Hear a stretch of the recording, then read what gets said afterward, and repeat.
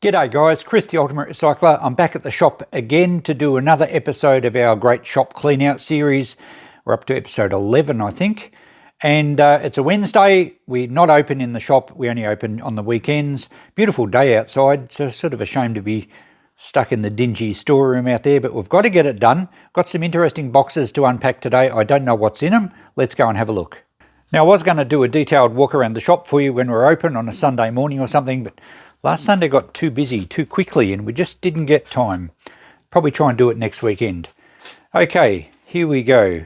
The great expense of concrete is opening up.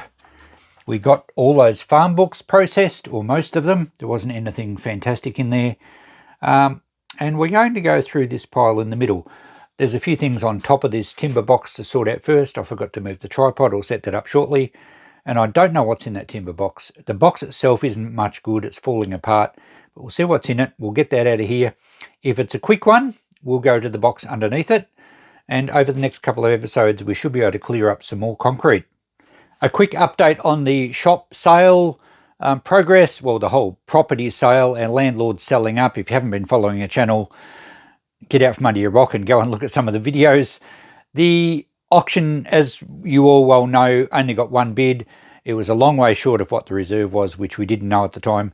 And I had a nervous week after that because you never know if that one bidder was prepared to pay heaps more and negotiates a sale. Now, that's great for the landlords and it's good for the town because the property will be developed and it is a great potential spot. But it would put us under a lot of pressure, and I'd prefer to have a bit more time to process stuff methodically and do a lot more videos and not have to quit stuff in a big fire sale. So the week went past, nothing much happened, but on the website now it shows it listed at a price of 2.5 mil. So it's a long way higher than what the bid was, but I still think it's good value for the right investor. Perhaps in this current economic climate, it's not the right time to find a developer prepared to take it on. Whatever the case, it may sell next week. It may sit on the market for ages. Obviously, from my perspective, the more time, the better.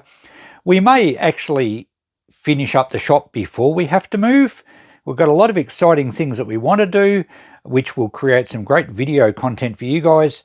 But we may also get our storage sheds under control, feel that we can buy another few big lots and keep dealing. So you'll have to hang around and find out, won't you? In the meantime, I'm sticking with phase one, which is not buy anything and process all the junk to reduce the quantity if we are suddenly under pressure. We'll continue on this pile. There's a shoebox here we'll look at first. I'll get the camera a bit closer. I was probably looking for that.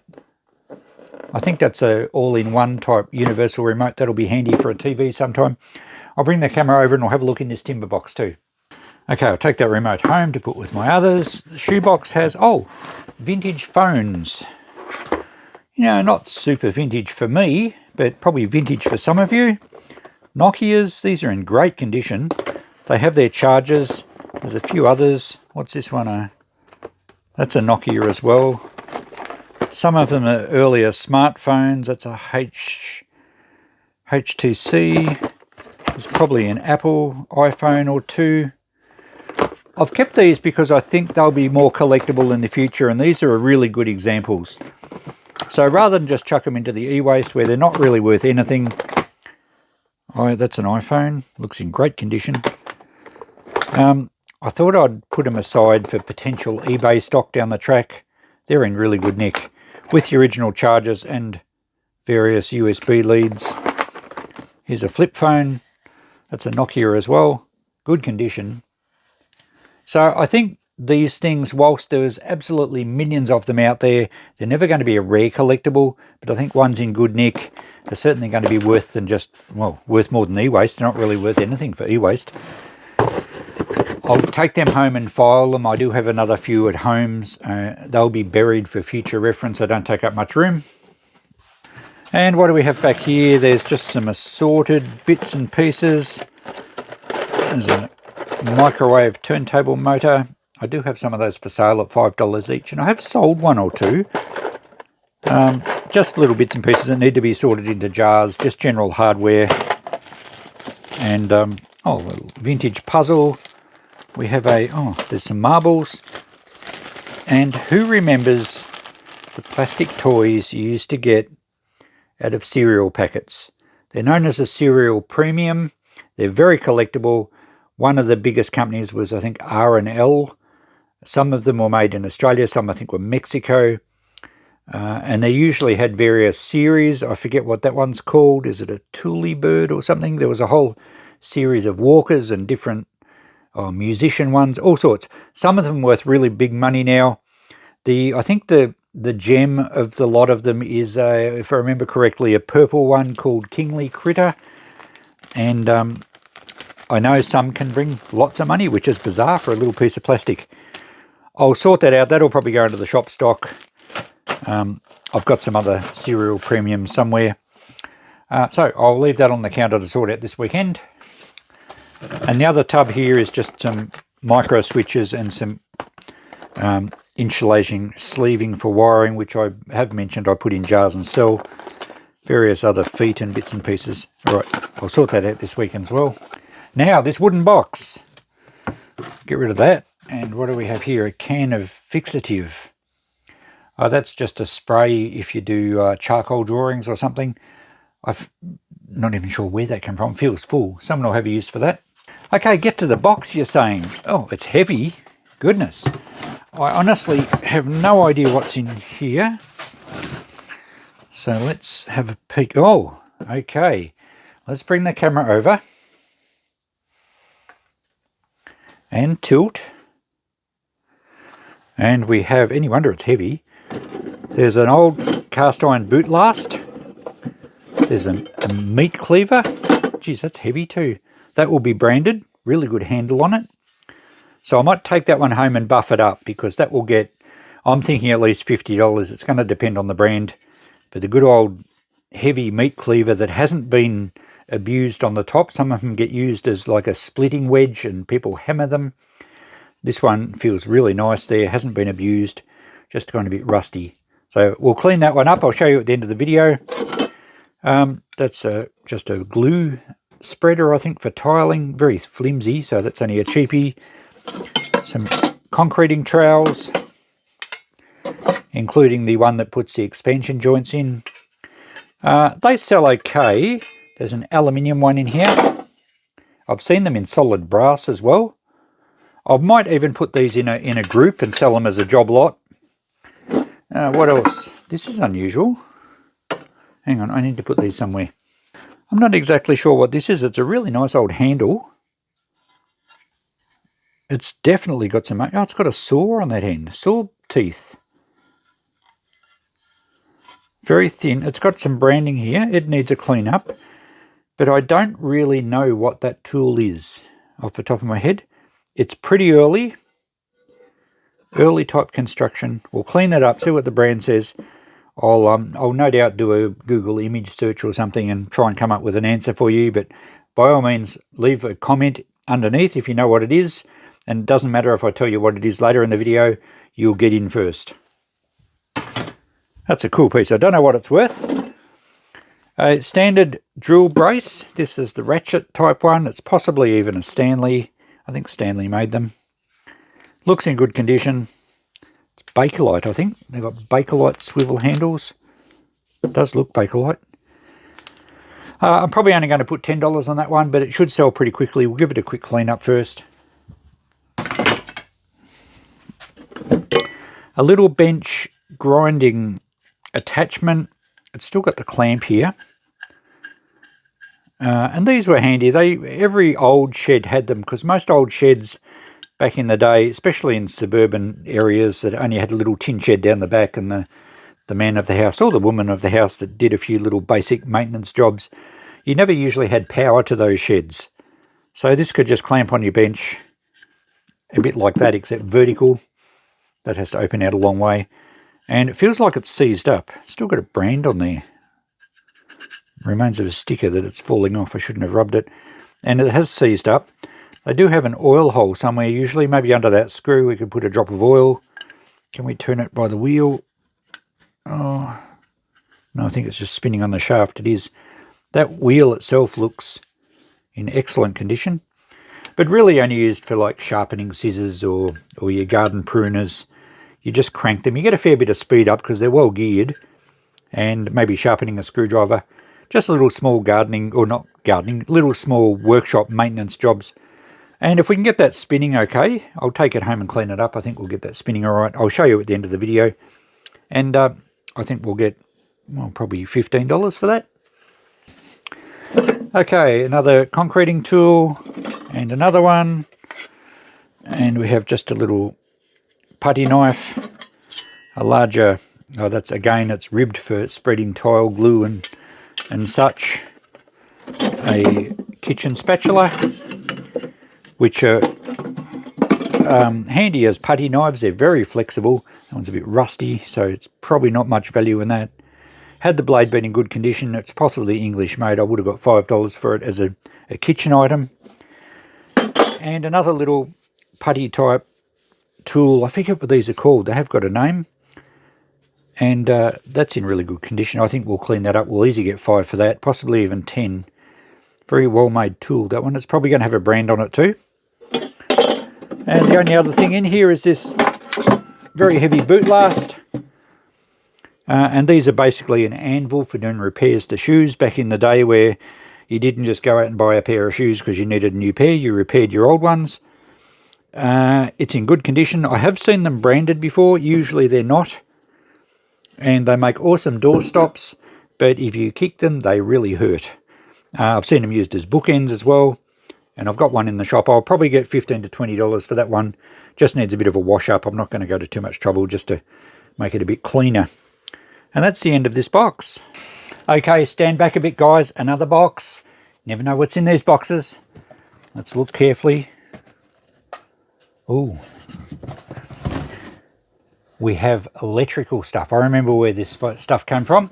So we've gone from rusty tools and heavy metal stuff to vintage Bakelite electrical. Let's have a closer look. Okay, let's have a closer look. Some of this stuff is probably going to go on eBay. This, many years ago, I cleaned out a shed in a nearby town, and the deceased gentleman, he was quite elderly, and in his career was an electrician. So these are all new old stock Bakelite switches. So never been used in the original packaging. They're not all the same. There's all sorts. They're the actual switch. Oh, here we go. This one has power points. So it's a bit grubby, but new old stock. That's got the switch mechanisms on it, and including the original mounting screws with the little decorative fronts on them that I think you had a special tool to undo those. So we've got 3 new old stock power points in here. I don't know the legalities of using these things anymore. I don't know that electricians can actually install these old ones, but the times I've seen them on eBay, they sell very well. Maybe replacements of originals in older houses. So that they have replaceable switches. That one has both switches in it. So the switch mechanism and the faceplate in an original box where we have 2 complete ones and one with one switch. I don't know if the box has any actual labels on it. Oh, it used to. Not sure what some of these packets are. Of course, some of the stuff would have been more recent. I don't know when the guy retired, but it's not all going to date back to the early times. That looks like it was probably more 70s with a small switch on it. The power points look more 50s era. What's in this one? Yeah, these are even more modern again. So these are probably more 80s and 90s switches. They're just the faceplates. So it's going to be a bit of a mixed lot. Oh, here we go. Here's some nice original ones in packets. Brown Bakelite power points. These would be 50s or 60s era with the hardware. Still in their sealed packets. We have 1, 2, 3, 4, 5, 6 in that box. I think these will really, I'll get best value on eBay for these. I'll have to sort them out, and some will go on eBay and some will go in the shop. This is a box of, what are these? I don't know. They look like they're safety switches. They're like a reset button switch. It says made in the UK. 64/68, so I'm guessing they would date to the 60s, 1968 probably. They'd be new old stock. They're Bakelite. So there's a box of those. There could be the odd second-hand one here, but they may well be new old stock. Micro switches. Here's a box under here with, looks completely full of all new old stock wrapped in plastic fascia plates for a switch with the mounting hardware. I think they're going to be good eBay items. So I'll have to go through and cull out the average stuff, sort the best stuff into lots. I won't be selling it per item, I'll probably sell it in lots. And there's going to be more of this stuff in some of these boxes too. This one has, just more of these switches. eBay do provide the option of selling a bulk lot but per item, and people can order as many as they want, and you can even offer discounts for quantity. So these are branded ring grip. They're Australian made and they're in great condition, as in, well, never been used. There are a couple of parts in here, just the rockers, so maybe the odd second-hand one's been put back in when they've replaced with a new one. I don't know, older people did that. They would replace an item. I know Dad did it on the farm. You'd replace a part on the tractor, but he'd often put the old part back in the original new box.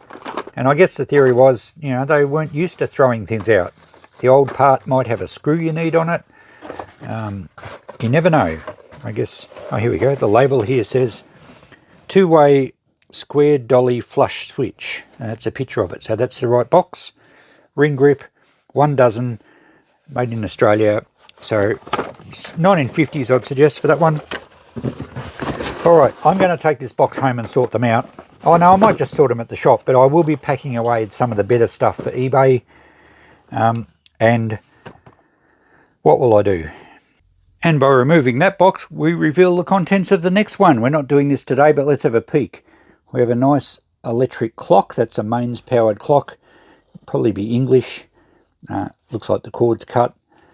And this is more electrical stuff that came from that shed. I don't know what's in here. We'll go through this in the next episode. And I don't know about the box underneath. Geez, that one's a big box actually. I think that'll keep us busy next episode. And again, there'll be some stuff for potentially for eBay and some stuff that I'll either price in the shop or let you guys have a first dibs on it to buy directly.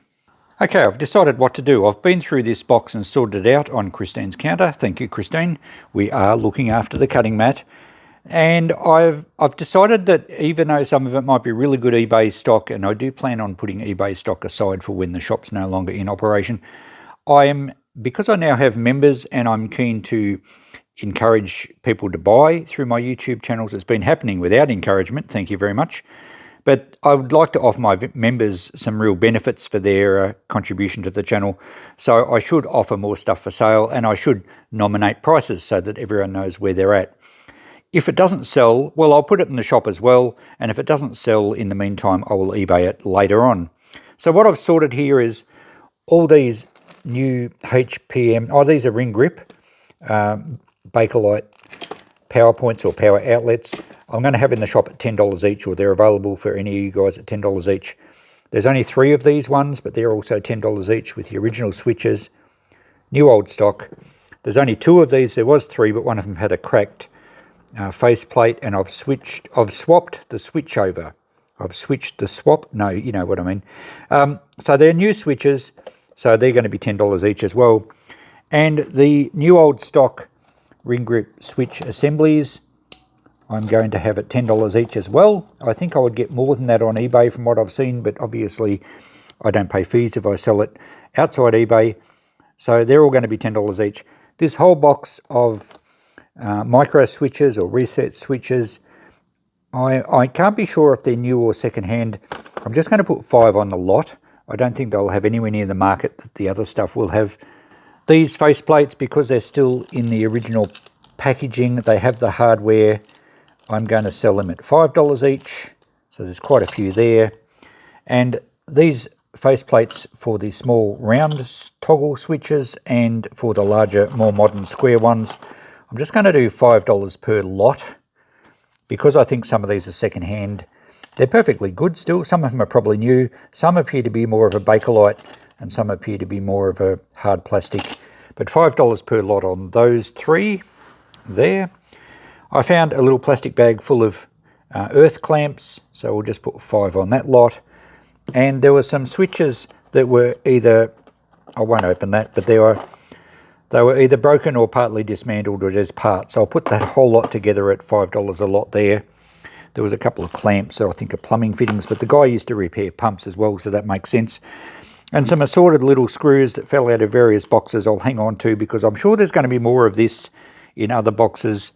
And if they're missing a mounting screw, I'd like to replace it to make them complete. So there we go, there's some prices. I'll have to go back through this video when I'm pricing them in the shop, but that's what price I'm going to put on them here. I will be doing postage on anything on my channel now for members. I'll talk to you about that right at the end of the video. Before I forget, I asked you guys what 57 stood for the other day in a recent video, and most of you said Heinz, but a lot of you went to steak sauce.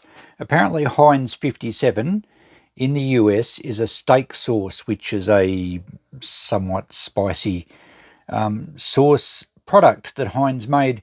But originally, of course, and if you got it right, I was looking for the famous slogan that they come up with in the early days, 57 varieties. This box, in fact, is a Heinz spaghetti in tomato sauce with cheese. So it's a nice vintage box, probably 1950s or so. It had 4 dozen 8-ounce tins. But the 57 varieties, apparently old Mr. Henry Heinz in the 1890s came up with the slogan after seeing a shoe retail outlet advertising 21 different varieties. And there was a story apparently that 5 was his lucky number and 7 was his wife's lucky number. But I'm not sure that that's that accurate. But Google tells me that's one of the likely reasons, but it could have been any reason really. It's just a marketing ploy, and it's known certainly as 57 varieties of products, even though at the time he had apparently more than 60. But that's the reference to 57, or that's the meaning behind it, and then it became synonymous in the US, particularly with the steak sauce. So thanks for all having a bit of a guess. Pretty cool box though, isn't it?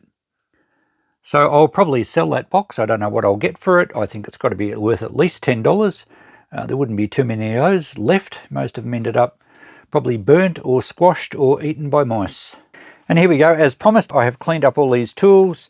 They've cleaned up very well, and the prices I'm going to put on them have changed a little bit from my first estimates.